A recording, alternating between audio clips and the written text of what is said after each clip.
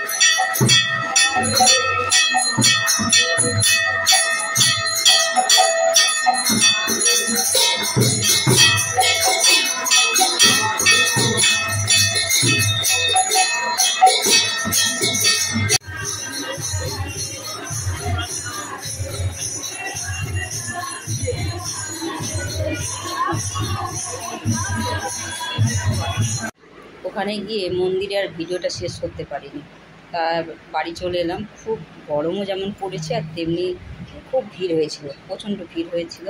বছরে দুবারই আর কি এখানে খাওয়ায় প্রসাদ, এক দোল পূর্ণিমার সময় আর এই জন্মাষ্টমীর পরে। কী কী রান্না হয়েছিল ওখানে? খিচুড়ি হয়েছিল, আর একটা সবজি হয়েছিল, সব রকম মিশিয়ে, কাবলি ছোলা, কুমড়ো, সোয়াবিন, লাউ, আলু টালু সব দিয়ে এটা খুব সুন্দর হয়েছিল। আর খিচুড়িটাও এত সুন্দর হয়েছিল, বলে না মন্দিরের প্রসাদ যেন অমৃত, ঠিক তেমন। কিন্তু সেরকম বাড়িতে যতই করি সেই রকম আর পাই না, এত সুন্দর খিচুড়ির টেস্ট।